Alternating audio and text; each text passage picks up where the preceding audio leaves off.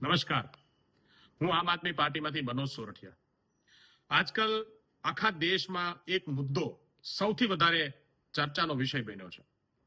Petrol ગાડીઓમાં સરકાર દ્વારા E20 એટલે કે ઇથેનોલ પેટ્રોલ સાથે મિક્સ કરી અને ઉપયોગ કરવા માટેનું ફરજિયાત એક ફરમાન જાહેર કરવામાં આવ્યું છે.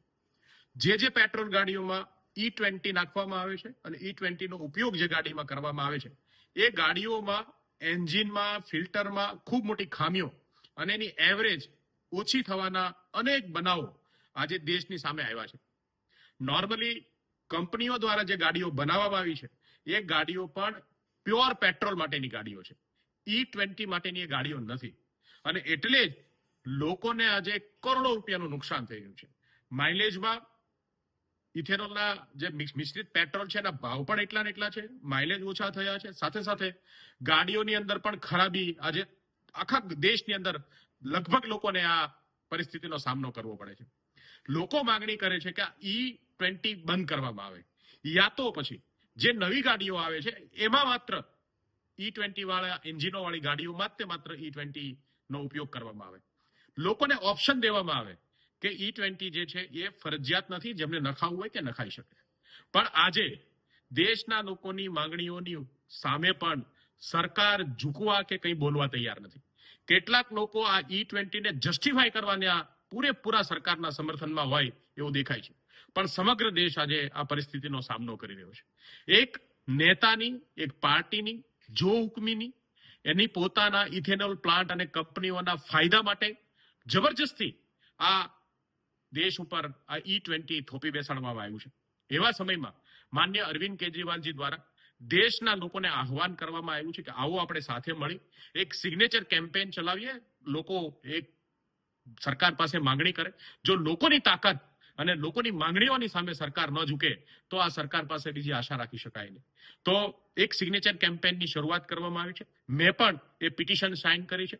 તમે પણ, હું આ જે લિંક મોકલું છું એમાં પોતાનું સમર્થન જાહેર કરો. આપણે સૌ મળી અને સરકારને સંદેશ આપીએ કે E20 જે છે એને ફરજિયાત નહીં, મરજિયાત બનાવો અને વૈકલ્પિક વ્યવસ્થા જે છે લોકો માટે ઊભી કરી આપો.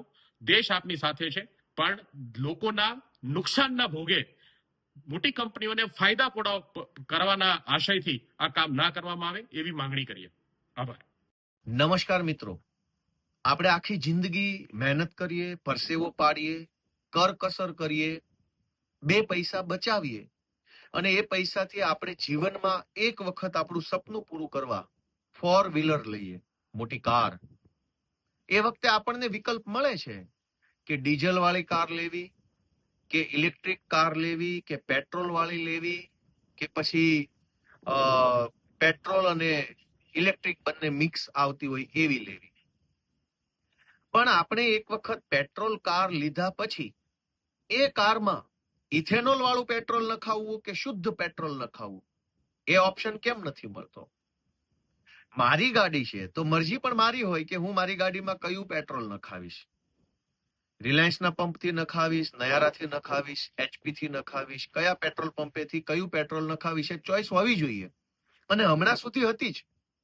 હમણાં સુધી એવું હતું કે શેલના પેટ્રોલ પંપમાં પ્રીમિયમ પેટ્રોલ આવતું હતું. અમુક જગ્યાએ અનલીડેડ પેટ્રોલ પંપ આવતું હતું, એટલે કે શીશા વગરનું, શીશા વાળું પેટ્રોલ, શીશા વગરનું પેટ્રોલ, પ્રીમિયમ પેટ્રોલ, આ કેટેગરી આવતી હતી. એના અલગ અલગ ચાર્જ હતા. અનલીડેડ નખાવો તો એટલો ચાર્જ, પેલું પ્રીમિયમ નખાવો તો એટલો ચાર્જ. પણ અત્યારે જબરજસ્તીથી ભાજપની સરકાર ઇથેનોલ E20 પેટ્રોલ એટલે કે પેટ્રોલની અંદર 20% ઇથેનોલ મિલાવટ કરેલું પેટ્રોલ જબરજસ્તીથી દેશની જનતાને આપવામાં આવી રહ્યું છે.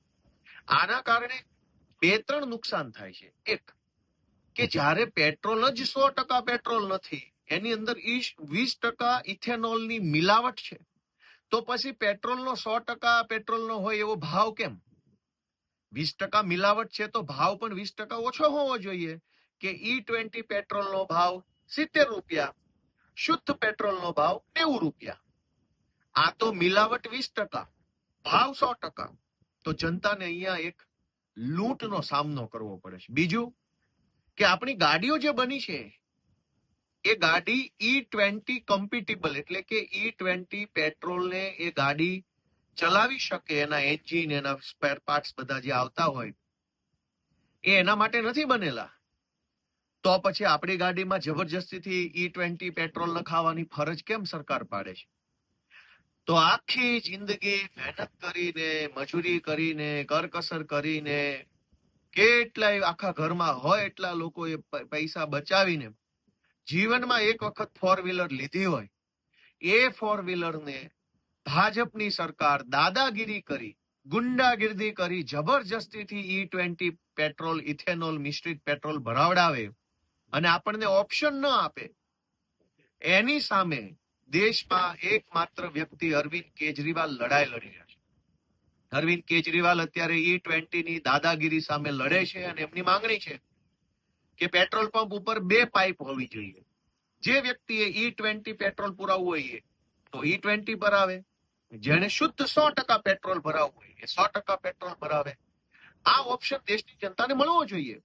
આપણે કોઈ હોટલમાં જઈએ તો હોટલ માલિક દાદાગીરી નહીં કરી શકે કે ફરજિયાત રીંગણાનું શાક જ ખાવું પડશે. મારે જે ખાવું હોય તે ખાઈશ અને મારે જે ખાવું છે એનું જેટલું પેમેન્ટ હશે એટલું પેમેન્ટ આપીશ.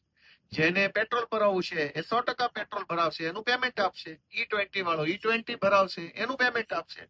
સરકાર કેમ જબરજસ્તી કરે છે? તો આ બાબતે અરવિંદ કેજરીવાલે એક ઓનલાઈન પિટિશનની શરૂઆત કરી છે અને એની અંદર stopE20petrol.com નામની એક વેબસાઇટ બનાવી છે. એની અંદર તમે જઈ અને તમારો વિરોધ નોંધાવી શકો છો, પિટિશનને સાઇન કરી શકો છો. ખૂબ ખૂબ આભાર.